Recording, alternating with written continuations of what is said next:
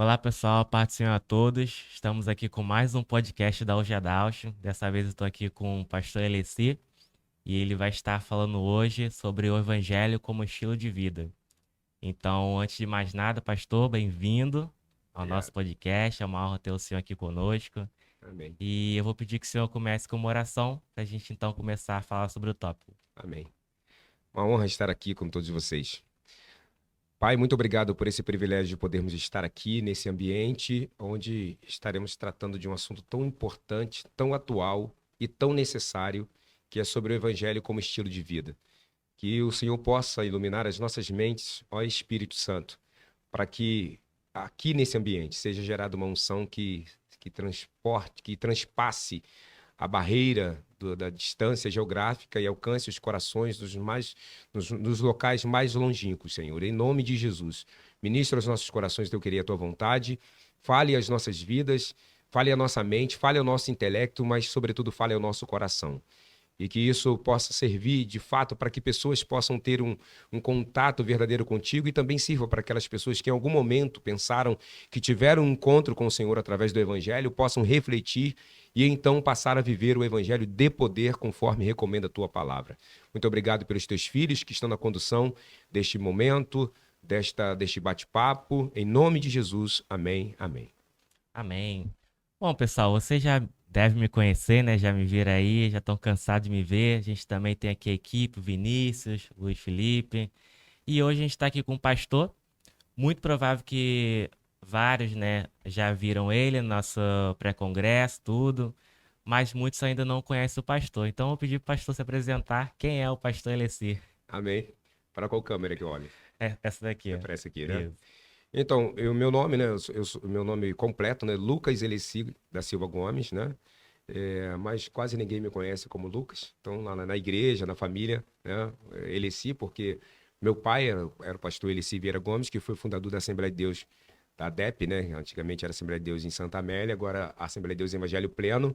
Então, sou casado com a Letícia, sou o pai do Pedro, dirijo a Assembleia de Deus Evangelho Pleno em Queimados, né? O pastor presidente do nosso campo, pastor Maurílio Santana. E sou casado, né, como já disse, acho que já disse que era casado, né? Sou casado, então, reforçando aqui que é importante. Pai do Pedro, que tem 11 anos de idade, e para mim é uma alegria muito grande poder estar aqui com vocês. Amém, pastor. Obrigado pela apresentação. A gente vai estar falando hoje, então, sobre o Evangelho como estilo de vida. E aí, queria começar perguntando o que que é isso, pastor? O que que significa o Evangelho como estilo de vida? Tá? Para a gente pensar no Evangelho como estilo de vida, primeiramente a gente precisa pensar o que é o Evangelho, né? Então a gente parte primeiramente do princípio do entendimento bíblico do que é o Evangelho, né? E depois a gente pensa então no reflexo dele na vida diária. Então nós temos duas coisas envolvidas aqui. Primeiramente, a ortodoxia, o conhecimento do que é o Evangelho. E depois a ortopraxia, a prática do Evangelho. Então, porque se a gente não tiver esse entendimento prévio do que é o Evangelho, pode ser que a nossa prática ela esteja equivocada. É Uhum. possível que muitas pessoas muito bem intencionadas estejam vivendo aquilo que pensam ser o Evangelho, porque a elas foi ensinado alguma coisa em nome do Evangelho que não é Evangelho. E aí alguém pode de repente perguntar, mas eu ouvi dentro da igreja, eu ouvi no trem, na rua, alguém disse para mim que isso era o Evangelho. Então, eu passei, a minha prática passou a ser a partir daquilo que foi ensinado para mim, que é o Evangelho. E aí, muitas vezes, a gente vai perceber que a prática, então, não corresponde com aquilo que a Bíblia chama de Evangelho. Então, daí a Uhum. importância de a gente entender o que é o Evangelho. Então, a gente vai olhar para o texto bíblico, como está no Evangelho aos Gentios, né? A carta de Paulo aos Romanos, capítulo 1, o verso 16, versos 16 e 17, dizem assim: pois não me envergonho do evangelho, porque é o poder de Deus para a salvação de todo aquele que crê. Primeiro do judeu e também do grego. Porque a justiça de Deus se revela no evangelho, de fé em fé, como está escrito: o justo viverá por fé. Então, aqui, primeiramente, a gente precisa pensar no evangelho como poder, um poder transformador. Esse poder, ele tem que ser pensado à luz do poder de Deus e não da ideia de poder que a gente tem hoje dentro da sociedade, né? Uhum. Hoje fala-se, por exemplo, pessoas empoderadas, mulheres empoderadas, Sim. né? Poder político, poder religioso, né? Poder militar.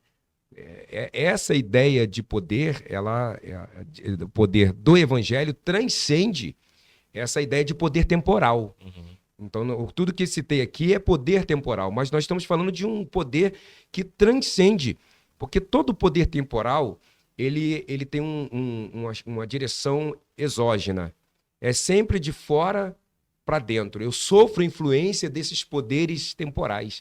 Mas quando a gente fala do poder do evangelho, ele é sobretudo endógeno. Ele é aquele poder que transforma o caráter, né? Na linguagem do apóstolo Paulo, agora não vivo não mais eu, mas Sim. Cristo vive em mim. Mas para a gente entender a dinâmica desse poder, a gente precisa primeiramente precisa também recorrer às palavras de Jesus para Nicodemos, que ele pergunta: o que preciso fazer para ser salvo? Jesus disse para ele: você precisa nascer de novo. Isso aqui é poder. Sim. Você precisa nascer de novo. E aí ele questiona, né? Como assim? É biológico? Eu tenho que entrar de novo no ventre de minha mãe e nascer? Jesus falando: você tem que nascer da água e do Espírito. Aqui tá. O que é nascer da água e o que é nascer do Espírito? Se você perguntar hoje para quase 100% dos evangélicos, eles não sabem o que é isso. Uhum. Nascer da água e do Espírito. Então, a água aqui ela é símbolo da palavra. De novo, a gente tem um problema. Que palavra? Porque tem muita coisa dita nos Sim. púlpitos como palavra de Deus. Sim. Então, é a palavra de Deus mesmo. Então, tem que ser uma palavra interpretada, uma palavra entendida, uma palavra compreendida, né? E, sobretudo, uma palavra que tenha provocado impacto. Então, eu fui limpo. Jesus falou: você tem que nascer da água, que é da palavra, e do Espírito. Aqui entra de novo uma coisa tremenda sobre o poder, que é o dínamos. Como, vamos pensar aqui na bomba, dinamite. Uhum. Uma explosão interior, mudando completamente a pessoa. Então, aqui dentro desse aspecto, nessa introdução, Jesus disse para Nicodemos: quem não nascer da água e do Espírito não pode ver o reino de Deus. Então, para ser salvo, tem que nascer da água e do Espírito. Ele está dizendo que precisa realmente aquela velha natureza, aquele homem velho, com velhas manias, com os seus, controlado pelos seus desejos, pelas suas taras e pelas suas vontades, ele precisa ser transformado. Uhum. De tal forma que ele, quando olha para si, ele percebe que ele não é mais o mesmo. Na linguagem de Paulo, as coisas velhas já passaram. Sim. Eis que tudo se fez novo. Olha o tudo. Tudo se fez novo. A minha vida como pai, a minha vida como filho, a minha vida como cidadão, um reflexo disso na minha vida profissional, no meu relacionamento interpessoal, a minha forma de ver a vida, a minha forma de interpretar os acontecimentos à minha volta, Uhum. é uma vida nova, completa, completa. E agora não é mais uma influência externa que dita o meu comportamento, o meu dia a dia. É o meu interior. Sim. É de dentro para fora. É a voz do Espírito me constrangendo o tempo todo acerca do tipo de comportamento que eu tenho que ter no meu dia a dia. Hum.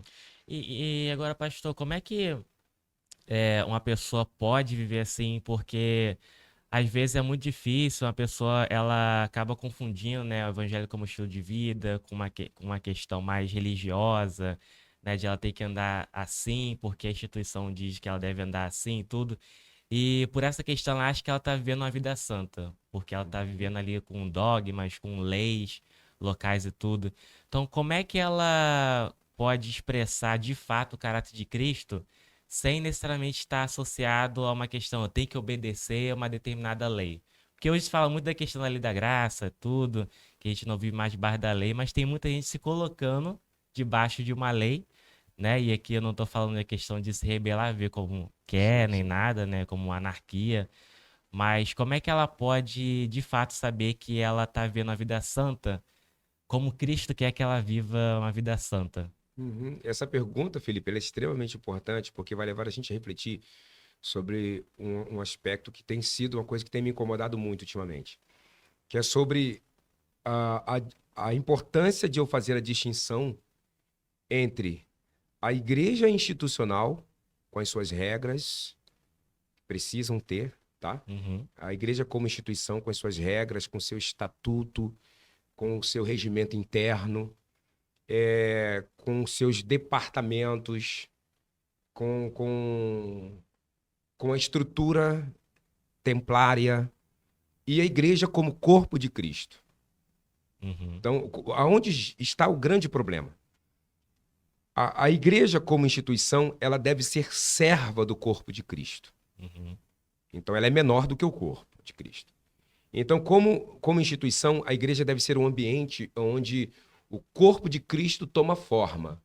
Então, para a gente tentar entender nesse primeiro momento, e aí eu vou chegar Sim. na pergunta que você fez, a questão é a seguinte: a igreja como instituição, ela é a igreja que tem, como eu falei, ela tem estatuto, tem regimento interno, ela tem departamentos, ela tem CNPJ, ela tem templo, ela tem estruturas, Sim. e precisa ter. Uhum. E o que tem na igreja como corpo de Cristo, para eu conseguir fazer essa distinção? A igreja como corpo de Cristo, ela tem pastores, ela tem dons, ela tem poder, ela tem diaconia, e aqui vale a pena novamente a gente tentar fazer uma distinção, porque dentro da instituição, a diaconia é colocada dentro de uma hierarquia. Uhum. Ou seja, eu primeiramente tem que ser auxiliar de trabalho, depois ser diácono, depois ser presbítero, pastor, evangelista, aí depois hoje já tem Jesus Júnior, semideus, Sim. quarta pessoa da Trindade, isso é coisa da instituição. Mas no corpo de Cristo, o diácono, como ele foi separado, consagrado dentro da instituição, dentro do corpo de Cristo, o diácono ele faz parte de uma diaconia que nunca acaba. Uhum. Ele é diácono porque tem o título de diácono, mas o pastor também é diácono, o presbítero também é diácono, o evangelista é diácono. Tá? Uhum. E o que tem que ter aqui, além de tudo isso que eu falei, né? O que tem que ter dentro do corpo de Cristo para definir que isso aqui é o corpo de Cristo e ele está acima da instituição? É aquilo que Jesus ensinou, o amor ao próximo. O primeiro e grande mandamento é amarás ao Senhor teu Deus, né? E o segundo mandamento, que é semelhante ao primeiro, amarás o amor ao próximo. Então, é esse se importar com o outro que fez parte da vida de Jesus que deve refletir isso aqui. Aí, vamos lá. Muita gente tem uma paixão institucional. Vive uma paixão institucional. E hoje nós temos estruturas muito, muito poderosas na instituição. Nós temos hoje, dentro da igreja evangélica, uma capacidade enorme de fazer com que as pessoas se apaixonem pelas estruturas. Então tem gente que adora o departamento, adora o hino que se canta no departamento, tem gente que até briga. Sim. Não, é o meu departamento que vai cantar isso aqui. Tem gente que cria uma dependência irrestrita do líder da igreja. Sim. Ele não consegue exercer aquilo que custou tão caro a reforma protestante, que é o sacerdócio de todos os santos. Ele depende do líder para ele ir a Deus. É quase um mediador.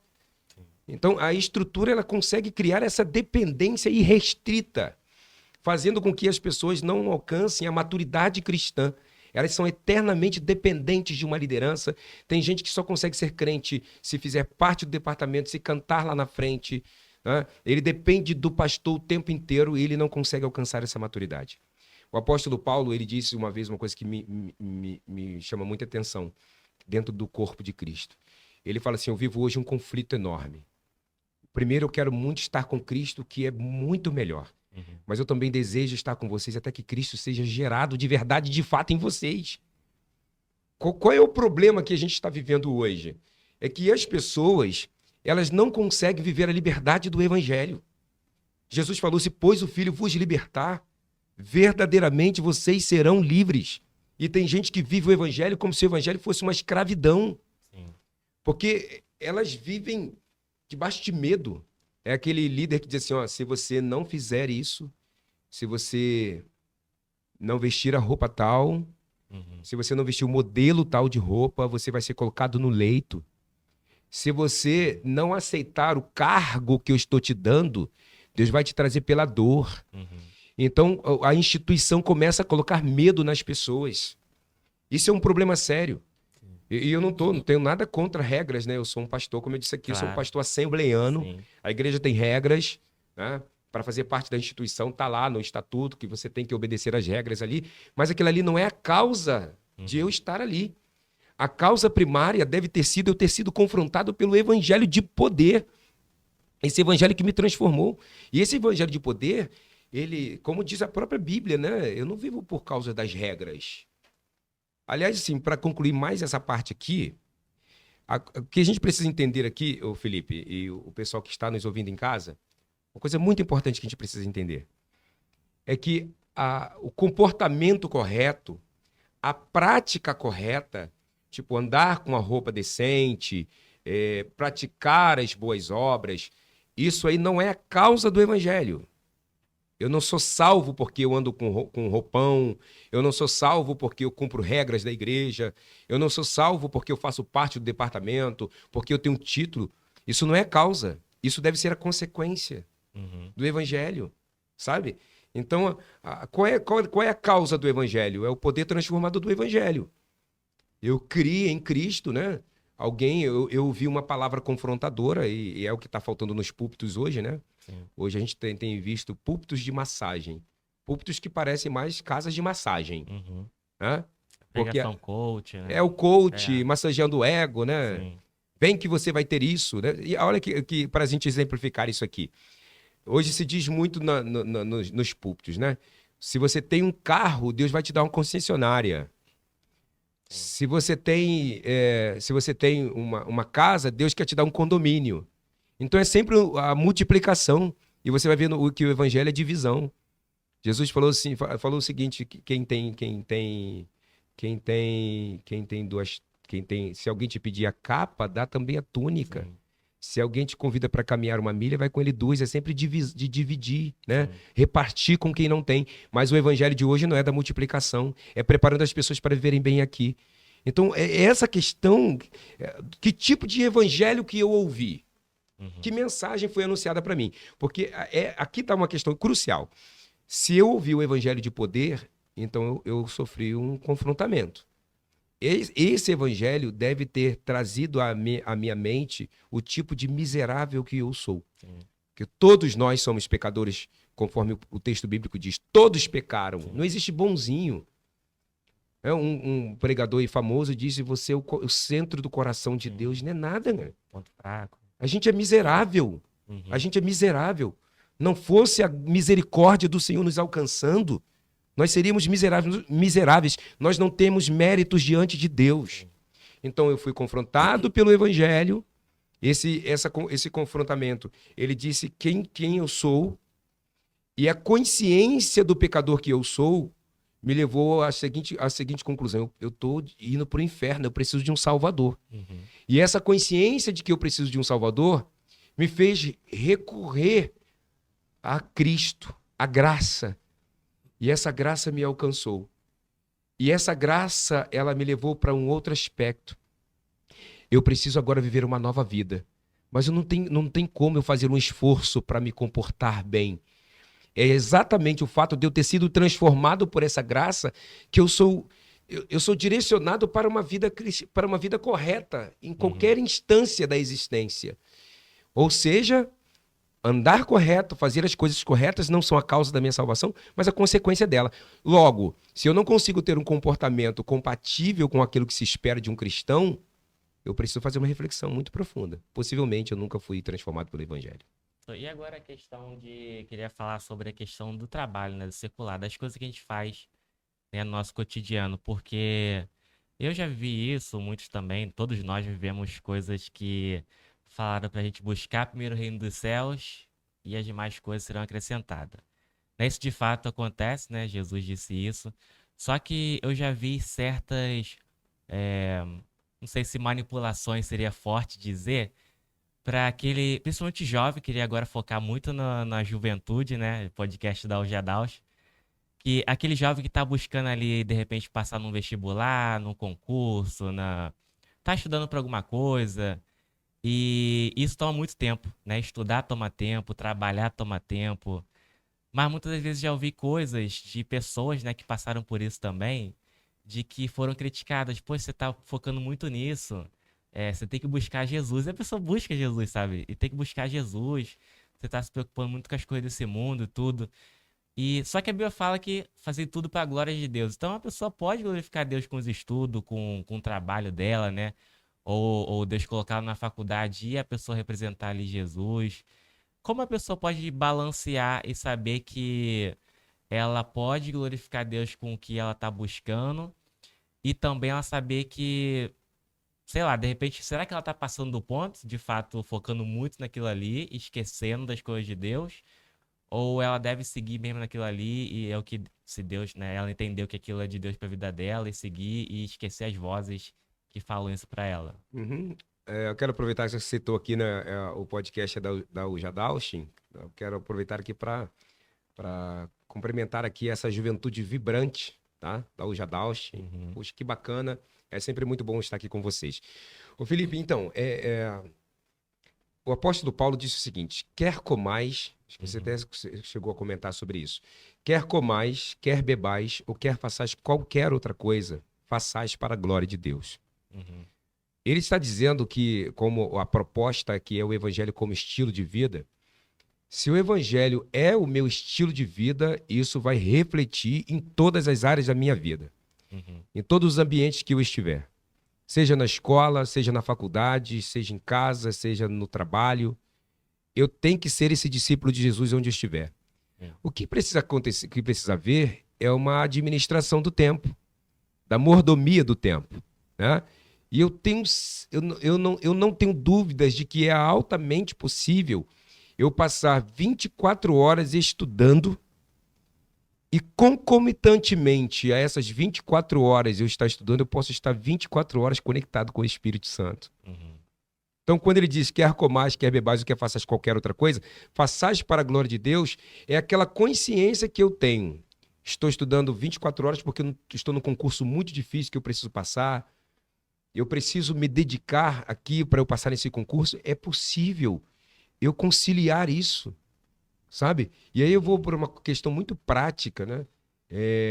Tem até um vídeo aí na internet, um médico psiquiatra, eu acho que ele é psiquiatra, ou neuropsiquiatra, ele fala sobre a influência da oração no lobo pré-frontal. Ele fala sobre a oxigenação, o bombeamento do sangue em determinadas áreas do cérebro se eu estiver orando. E ele fala sobretudo sobre o orar de joelhos e com as mãos assim, de joelhos e com a mão assim. Ele disse que legal. isso tem um reflexo. Depois vou mostrar para você compartilhar com o pessoal. Até compartilhei no grupo da igreja esses dias. O poder que a oração tem de estimular, sobretudo, a área do cérebro responsável pelas decisões, Uhum, a parte crítica. Ou seja, essa parte que eu preciso usar para estudar. Ou seja, você vê que coisa tremenda, tremenda. Então, ou seja, é possível eu estar vivendo um relacionamento poderoso com Deus enquanto eu estou estudando para o concurso, enquanto eu estou estudando na faculdade, na escola. Então, quando eu começo a achar que são dois ambientes diferentes, um ambiente cristão e um ambiente secular, eu não consigo conciliar as duas coisas, eu começo a incorrer num perigo enorme. uhum, Ou seja, o meu estudo é um ato espiritual. Estudar para um concurso público para o crente é um ato espiritual. Trabalhar para o crente, independentemente do ambiente onde ele trabalha, também é um ato espiritual. Ele é discípulo 24 horas por dia, né? Como a gente fala no ambiente militar. O militar é militar 24 horas por dia, na folga, em qualquer lugar. O uhum, soldado de Cristo, ele é soldado de Cristo 24 horas por dia. Inclusive, se ele tem essa consciência, enquanto ele estuda, isso vai refletir Cristo nele. Enquanto ele trabalha, isso pode refletir Cristo nele. Eu estou dizendo isso não apenas como pastor, como cidadão, porque eu tenho vivido isso o tempo todo na minha vida. Seja no meu trabalho, quando estava na faculdade, né, nos meus estudos, tudo é Cristo, porque tudo eu começo com oração. E agora de posse desta informação da ciência, uns estudos sérios feitos acerca do poder da oração no cérebro, né, no lobo pré-frontal, que é a parte do cérebro responsável pela questão racional, pelas tomadas de decisões, eu acho que isso fica aí como Poxa, É um incentivo enorme para o sim, pessoal conciliar a oração com o estudo, com o trabalho, com a vida. sim. Até questão do jejum também, né? Não sei se. Ah, o jejum é Acho que foi tremendo. o pastor Luciano Subirá que também Luciano falou Subirá, top a questão do demais. impacto do jejum também no nosso corpo também, né? Exatamente, exatamente. Ele que fez aquele livro A Cultura do Jejum, Isso. né? Ele fala sobre isso. Ele que teve a experiência de jejuar, né? 40 40 dias, dias. 40 Bom. dias. Uhum, Tô tentando chegar ao quinto, viu? uhum. Tô tentando chegar ao quinto. 40 não é brincadeira, não. 40. Mas ele Mas teve todo um acompanhamento também. acompanhamento isso é É importante, né? importante. Ele teve um acompanhamento médico, né? Sim, Mostrando para ele as oscilações do corpo, né? sim, Ele disse ali que depois de 3 dias de jejum, você fizer um jejum de 3 dias, o seu corpo já começa a acostumar. E tem as fases, em 10 dias tem outra reação sim, bioquímica, e daí por diante. Mas sim. o jejum ele é fundamental. E eu vou dizer, Felipe e todo o pessoal que está assistindo a gente, que é uma ferramenta poderosa. Uhum, E é importante a gente pensar que hoje as pessoas estão criando, né, outros tipos de jejum, jejum de celular, jejum de não sei o quê, aquela coisa toda, é válido, tá? uhum. É válido para a autodisciplina. Mas o jejum bíblico é de É alimento, de alimento, né? sim, É o jejum de alimento. sim. Mas, de novo, quero reprisar aqui que o jejum de outras práticas que às vezes eu estou com problema de tempo, muito Tá tempo do tomando uso meu do tempo com celular. Deus, né? Exatamente. Então Tudo. vale a pena É, fazer um teste, né? Até porque, aí de novo, né? Não sei se a gente pode chamar isso de jejum, mas vamos chamar de jejum, que é o que o pessoal tem chamado muito. Isso é muito, muito importante, porque a Bíblia diz que aquilo que me domina é meu Senhor, sim, né? Eu sou servo daquilo que me domina. sim. E a Bíblia diz que eu não posso ter dois senhores sobre mim. Qualquer coisa que eu não tenho controle é o meu Senhor. Uhum. Se em algum momento, então, se esse aparelho aqui me domina, se eu não consigo ficar um tempo sem que começa a ter sudorese, começa a ter Dor de palpitações, cabeça. dor de cabeça, isso é um problema. É um Uhum. problema primeiramente patológico, né? Eu desenvolvi algum tipo de patologia, e também é um problema espiritual, porque eu não posso ser servo de mais ninguém, de Uhum. nada a não ser de Cristo, né? Sim. E isso seguramente foi um problema de disciplina que eu tive ao longo do tempo, e isso acabou causando problemas sérios na minha vida, né? Mas o jejum, ele é tremendo, ele é necessário, ele é fundamental. Tem teólogos que dizem que não precisa mais jejuar, Hum. né? Usam aquele texto de Jesus, que perguntaram acho que para os escribas, os fariseus, por que os discípulos de Jesus Eu não não jejuavam, jejuava. e os discípulos de João sim. Jesus falou o seguinte: olha, ninguém deixa de comer quando está na presença do noivo, Sim, né? Depois que o noivo for embora, eles vão vai precisar. precisar. Vai haver uma demanda. Então, o jejum é bíblico, é necessário Sim. e fundamental para uma vida cristã disciplinada. Agora, pastor, como que fica a situação, voltando novamente para a questão do jovem e tudo, esse jovem agora entrou na universidade, né? Conseguiu ali, Deus abençoou, entrou na universidade, ou ele conseguiu o emprego que ele queria, e a gente sabe que hoje está tendo um bombardeio, né, das doutrinas, digamos assim, né, do mundo, As das ideologias, né? ideologias, do progressismo, tudo. E às vezes fica muito difícil você conseguir viver em certo meio social, porque se você não tem aquela ideologia ou não defende aquilo, você acaba sendo excluído, né? Você vira meio que um marginal ali daquele Uhum, ambiente que você está vivendo. Como que o jovem pode ter, o jovem adulto, tanto uhum. faz, né? Pode ter forças e se posicionar ali sem precisar virar alguém também doido, né? Vou ficar igual um maluco na minha empresa falando assim, e tudo, pregando, falando política. Não precisa disso, né? Ficar também. Mas ele tem que se posicionar de alguma forma e posicionar no sentido de não defender aquilo, não precisar, né, viver aquela ideologia. Então é muito difícil, pastor, né? Uhum. Que conselho você daria para essa pessoa que às vezes tem dificuldade nisso, né? E às vezes ela tem medo de perder amizades, né? E perder alguma, de repente, oportunidade, né? Pode ser de trabalho ou de estudo, alguma coisa, por causa disso. Primeiramente, tem que assistir ao filme Deus Não Está Morto, Sim, muito bom. tá? Fazendo um merchan Muito aqui. bom. Primeiramente, assistir ao filme Deus Não Está Morto, que é justamente o contexto de um jovem dentro da universidade, Sim. né? Que eu acho que esse filme vai ajudar bastante nisso. Segundo, quebrar um paradigma de que o crente tem que ficar dando satisfação da sua vida para o mundo. Uhum. O jovem já parece que ele já entra na universidade com essa preocupação sabe? Ou eu tenho que já entrar com uma faixa na minha testa dizendo sou Sou crente, crente. ou sou virgem, ou um monte de outras coisas que ele acha que tem que dar satisfação para o mundo. Não tem, Sim. tá? Outra coisa, tem que quebrar o paradigma que foi criado hoje no meio gospel de que o crente ele deve ser aceito pelo mundo. Sabe? Hoje você vê, muita gente interpreta, uma pessoa vai, um cantor vai lá na Globo, por exemplo. As portas do evangelho estão sendo abertas para o crente. Aí todo mundo vai lá, né? O cantor vai lá e é aplaudido, aquela coisa toda. Só que só quando você olha para o que Jesus disse que seria, como seria o relacionamento do crente com o mundo, você percebe que é exatamente o oposto daquilo que a gente está vivendo. Jesus não disse que nós seríamos amados. Jesus disse que nós seríamos odiados. Sim. Então, de novo, tem alguma coisa errada acontecendo. A gente precisa rever esses conceitos, porque eu não tenho que ir para lá querendo ser aceito. Eu não tenho que chegar nesse ambiente e achar que todo mundo vai concordar comigo. A primeira faculdade que eu comecei a fazer e não concluí, se Deus quiser um dia eu vou terminar, é de psicologia. Você sabe que a área de humanas é a área que mais é bombardeada pelos conceitos Sim. ideológicos. Eu fiz letras. Pois é, você sabe como é que é esse Sim, ambiente, né? exatamente. Então, assim, era um bombardeio enorme, um bombardeio enorme.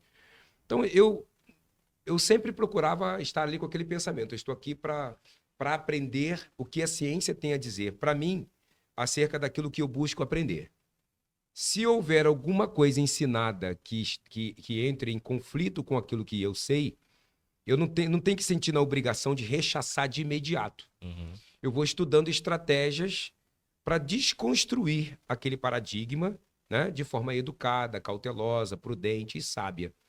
Talvez o primeiro momento seja encontrar outras pessoas que têm o mesmo pensamento que eu, e aí criar ali talvez um núcleo, uma equipe de oração para sempre estar orando, buscando a orientação do Espírito Santo antes de entrar numa sala de aula, né?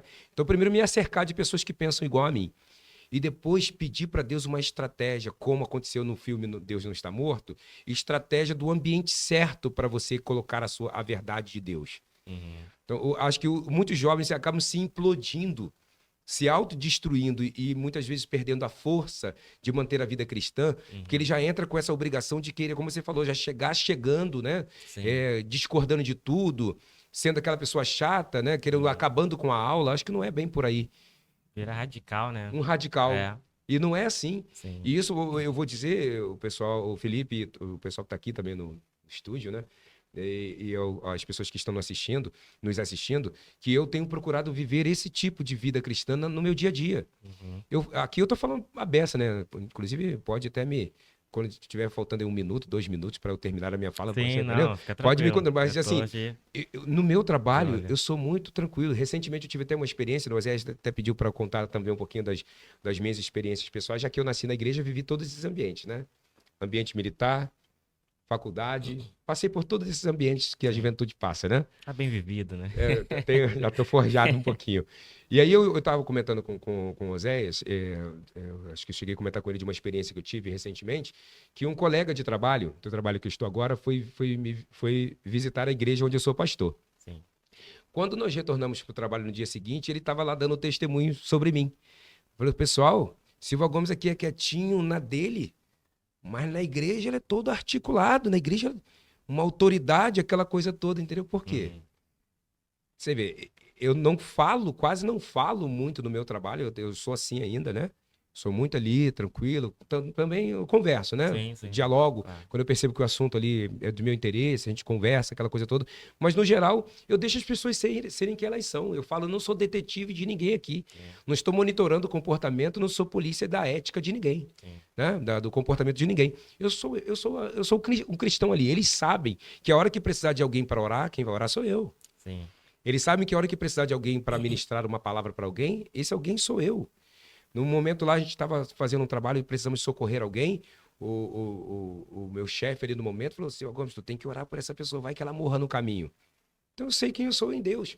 Então, no momento que precisarem de alguém, sabe? É aquela coisa: o ateu só é ateu enquanto o avião está caindo. Sim. Quando o avião começa a cair, ele diz: ai meu Deus. Sim. Então, quem é que vai se apresentar ali no momento? Sou eu. Eu sou um cristão. Então, é o seguinte. Não tinha falado de Jesus para ninguém, não tinha convidado ninguém para ir à minha igreja e alguém me viu ali no meu trabalho. e desejou estar na igreja onde eu sou pastor. Uhum. E isso tem acontecido. Uma vez, duas vezes, três vezes. Em qualquer ambiente que estou, querem saber quem é o pastor Quem é o Eleci. pastor? E Uhum. porque quem é o Eleci, eles já sabem. Mas sabem que o Eleci também é um pastor. E eles percebem que existe uma harmonia entre o Eleci, entre o profissional e o pastor. Uhum. E isso é importante. Então, o segredo é, assim, uma síntese da recomendação que eu dou para você que está na faculdade, no ambiente. Seja sal, seja luz.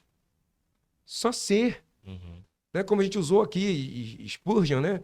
Agora eu fiquei na dúvida se foi Spurgeon ou se foi Martin Luther King, né? Pregue Não. sempre e, quando possível, use Sim. palavras. Jesus falou lá no Sermão da Montanha: vocês são o sal da terra. Vocês são a luz do mundo.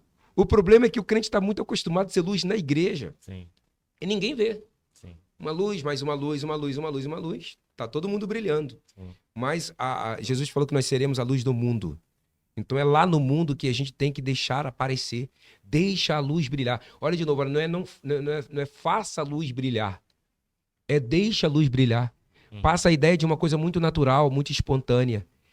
Resumindo, é o reflexo da minha vida, da minha comunhão com Cristo. Então, se é o reflexo da minha vida, eu não preciso de me esforçar, sabe? Eu não tenho que brigar com ninguém, esmurrar com ninguém. Conheci um irmão uma vez que ele foi testemunhar para o pessoal, né, de uma outra religião que não reconhece Jesus, né, como Deus. E aí começaram ali num duelo. Daqui a pouco as pessoas saíram, ele começou a gritar na rua: é Jesus mesmo, é Jesus mesmo. Não Caramba. tem necessidade Não disso. tem. É. Não tem necessidade disso. Eu penso que o evangelho, ele é um evangelho da paz. Sim. Jesus falou o seguinte, a palavra de Deus nos ensina, né? Seguir a paz com todos Sim. e a santificação. Ou seja, a paz, isso fala do meu comportamento em relação ao próximo, e a santificação que fala do estilo de vida, Uhum. né? Seguir a paz com todos e a santificação sem a qual ninguém verá o Senhor. Então, é possível eu ser um jovem num ambiente cheio de ideologias, né? Hoje a gente tem aí a supervalorização da ideologia marxista, Sim. né? E eu considero completamente incompatível com a vida cristã essas ideologias Sim. que estão bombardeando a sociedade hoje, né? Uhum. Marx disse que a religião é o ópio do povo. Sim. Então, todas essas ideologias que vêm na esteira do marxismo, elas estão dentro, elas se enquadram perfeitamente naquilo que um sociólogo muito importante, conhecido como aquele que definiu melhor o que é a pós-modernidade, né? Ele então é conhecido como pai da pós-modernidade, que é Zygmunt Bauman. Uhum. Ele fala da pós-modernidade e ele diz que a principal característica da pós-modernidade é que ela é líquida. Ou seja, todos os valores sólidos, Deus, família, né, a família tradicional, o marido como cabeça, a submissão da esposa ao marido, o respeito dos filhos aos pais, todos esses valores que são sólidos, eles estão sendo bombardeados, Sim. né? A relação heterogênea, tudo isso está dentro dos pressupostos sólidos, que é a base, inclusive, da civilização ocidental, Sim. né? A cultura judaico-cristã, Sim. né? Tudo isso é a base da nossa sociedade. E ele diz que esses valores sólidos, eles estão sendo bombardeados o tempo inteiro. O que vale hoje é aquilo que se desvai. A verdade, o que é verdade? Cada um tem a É. sua. Cada um tem a sua. Só que a nossa verdade, como eu já disse isso em algum momento, a nossa verdade não é um mero conceito. A Sim. nossa verdade não é mais um conceito. A nossa verdade é uma pessoa. Uma pessoa. Jesus falou: eu sou o caminho, eu sou a verdade. Então, pessoa não é relativa. Uhum. Pessoa é absoluta. Está na ordem do absoluto. Então, a nossa verdade não pode ser negociada. Ela está na ordem do absoluto. E, pastor, é muito importante também manter essa questão do bom testemunho, né? Onde a gente vive, porque, como o senhor pontuou, quando precisam de oração, a quem eles recorrem, né? A Exatamente. luz que está ali no ambiente. Então, se o senhor não mantesse essa questão do seu testemunho, né? Fosse alguém que fosse mundano no trabalho, eles nunca iriam até o senhor para pedir oração, Com certeza né? não. Então fica difícil. Então eu já vi casos de pessoas falando, poxa, fulano é crente, né? Mas nem parece por causa do comportamento. Então é muito importante nós sermos luz onde a gente está, porque em determinado momento eles vão querer essa luz, né? De alguma forma. pode não necessariamente querer aceitar Jesus ali, mas vai pedir uma oração, vai pedir um conselho, né? A quem então vão precisar. Precisar da luz. Vão pedir um conselho ou algo do tipo, então é muito importante essa questão do testemunho. Pastor, a gente está chegando já no fim. Já. É... Mas antes eu queria que o senhor pontuasse, queria que o senhor compartilhasse, se o senhor lembrar agora, de algum testemunho específico que foi muito impactante, assim, nessa questão do evangelho como estilo de vida, seja no seu trabalho, seja em algum outro ambiente, que impactou muito, assim, um testemunho marcante na sua vida. Paz, sobre essa questão de testemunho de vida, graças a Deus pela grande misericórdia do Senhor, tenho vários. Desde o ensino médio, tá? Já tive a minha primeira grande experiência no ensino médio, onde passei uma batalha muito grande sobre a questão da relação sexual, né? De estar num ambiente onde era o pretexto dado era que ali seria um ambiente para estudar, mas quando eu cheguei lá percebi que eu estava diante de uma armadilha, mas eu tive um propósito, uma coisa que eu defendo muito, que as igrejas falam um pouco sobre a importância da virgindade, Sim. da castidade. Hoje, infelizmente, são poucos os jovens que casam virgem, porque a sexualidade tem chegado muito cedo na vida dos jovens e com muita tristeza eu digo isso, tem chegado dentro dos jovens, dentro da igreja evangélica. Né? Então tive um embate muito forte no ensino médio. Depois no ambiente de trabalho também. Mas eu vou contar uma mais recente, tá? Uma mais recente. Eu estava trabalhando em Ipanema. E eu pedi a transferência, né, para trabalhar mais próximo de casa. E teve um momento ali da despedida, né? E para mim foi muito, muito, muito impactante o depoimento da minha chefe. Né? Espero que ela um dia assista esse podcast aqui. E ela não é evangélica, né? E ela estava falando uma coisa muito importante. Meu nome de guerra, né? Silva Gomes. O Silva Gomes, ele traz uma paz para o ambiente. Né? Ele traz uma paz para o ambiente. A gente vai sentir falta do nosso pastor. Vai sentir falta porque Legal. ela disse, às vezes aqui a gente está num ambiente tenso, o trabalho é estressante, um ambiente tenso, e a gente fica pensando que como é que a gente vai fazer, de repente o Silva Gomes chega e com uma palavra, com o jeito dele se portar diante da situação, a gente percebe que tem jeito. Então essa é a mais recente, muito, muito quente que eu vivi, né? Porque é o mundo que tem que dizer, que tem que perceber Cristo em mim. Sim. Porque dentro da igreja não dá para a gente, né? É muita luz junto. É muita luz. É muita luz junto Sim. ali, né? Mas no mundo, quando o mundo vê Cristo em nós, isso é maravilhoso. E essa alegria que eu senti não é me vangloriando, porque eu penso que isso não é um favor que eu estou fazendo, é o meu dever. Como eu citei o texto lá do Sermão da Montanha, Jesus falou, vocês são o sal da terra e a luz do mundo. Ele disse, se o sal for insípido, com que se há de salgar? Para nada mais serve, senão para ser lançado fora e pisado pelos homens. Sim. Sabe? Então, essa é uma experiência bacana. E aí eu vou contar só mais uma, que Sim, também essa está acontecendo, a mais recente, Uhum. que pessoas do meu trabalho estão indo para a igreja. Olha. Sabe? Estão indo Aham. para a igreja, querem conhecer a igreja onde eu estou.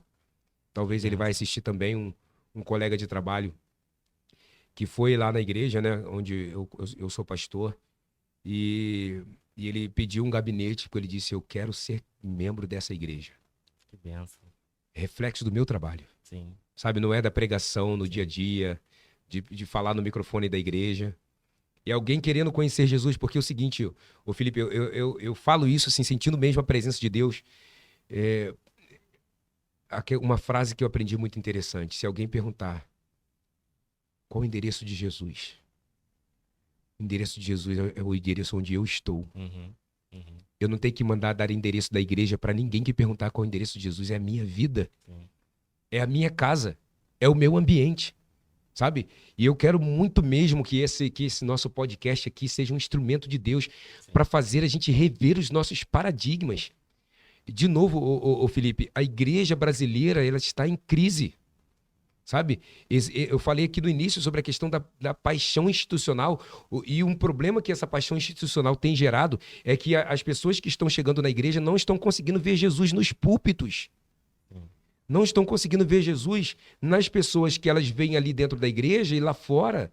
Elas não é compatível. Falei, será que eu estou vendo a mesma pessoa? Aquela pessoa que chora lá na igreja, que faz fogo cair, que expulsa demônios, mas aqui fora não reflete Jesus. Então a gente precisa ter essa preocupação. Então, graças a Deus, eu espero que o Espírito Santo me condicione para que eu possa refletir Jesus. E aí eu vou dizer para você, para o pessoal, rapaziada que está aqui no estúdio, para o pessoal que está assistindo. Eu tenho uma formação, né? Graças a Deus, Deus me permitiu ficar 4 anos na cadeira de uma faculdade estudando teologia. Uhum. Eu fiz uma pós-graduação em neuropsicopedagogia para conseguir entender melhor, para preparar melhor para entender essa dinâmica do ensino, né? A absorção do ensino, sobretudo para tentar identificar algumas pessoas que têm déficit de atenção, dificuldade para o aprendizado, para que a mensagem ao ser pregada ela possa ser ouvida e as pessoas terem um resultado prático nas suas vidas.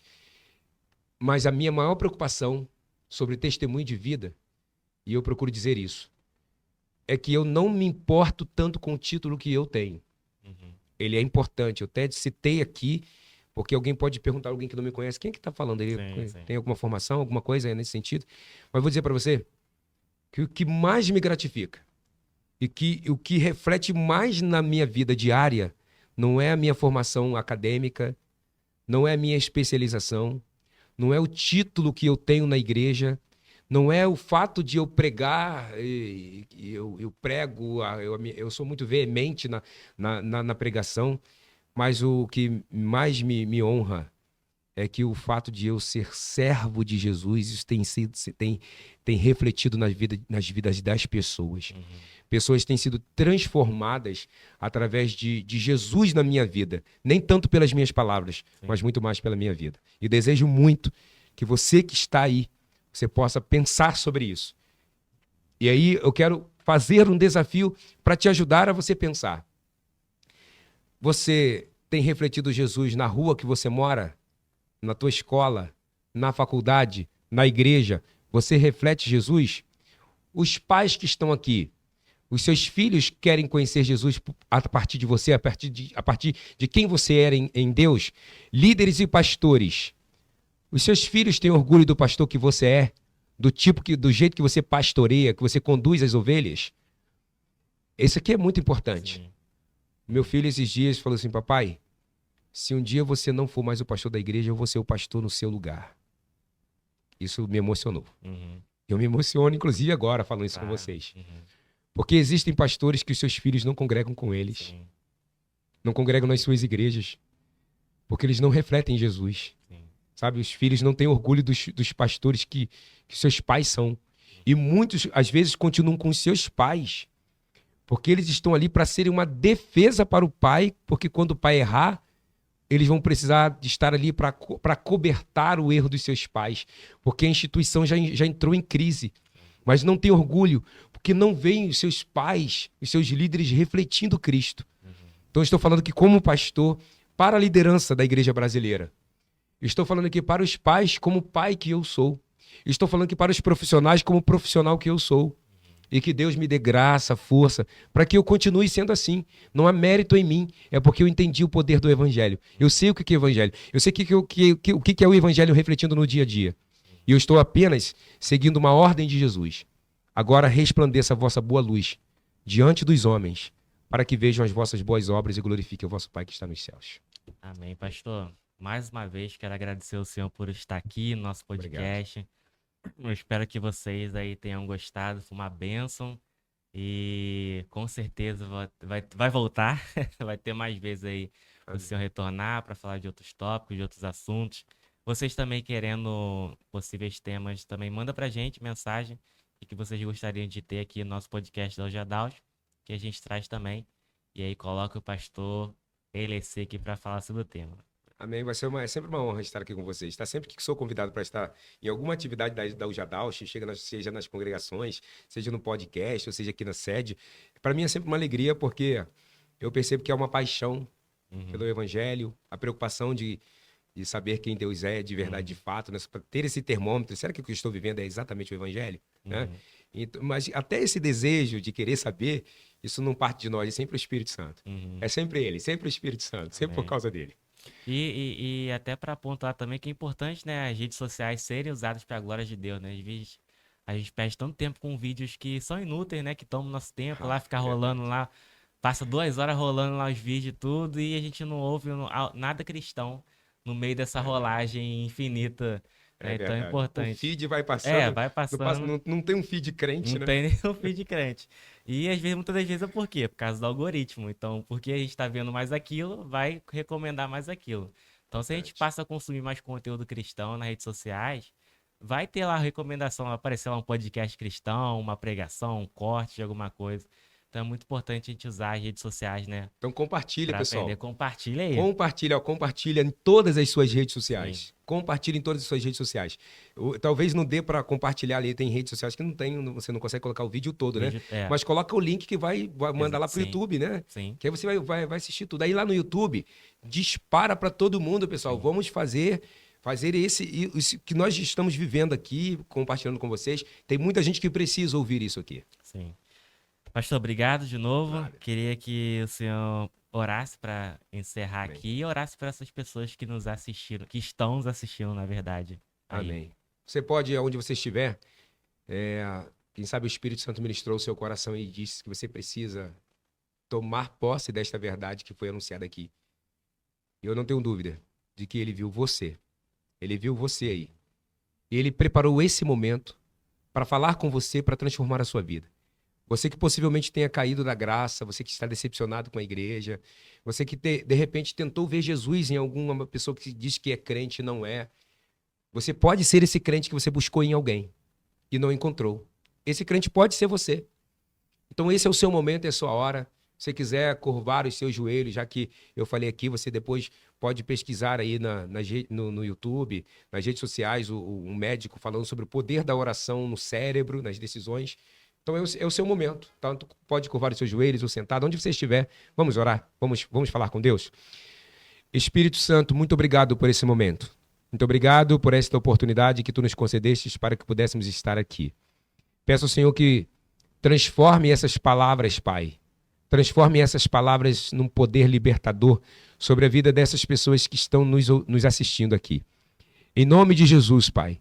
Eu sei que um momento como este nos remete à necessidade que temos de vivermos um evangelho prático, o evangelho no nosso dia a dia, o evangelho refletido no nosso cotidiano, onde quer que estejamos fazendo qualquer coisa. Ó Deus, muito obrigado pela Ujadaustin, pela Ujadaustin, pela liderança da Ujadaustin. Muito obrigado pelos teus filhos que estão dedicando partes preciosas do seu tempo para propagarem o evangelho. Talvez, Deus, nem eles têm a dimensão do poder que esse momento tem.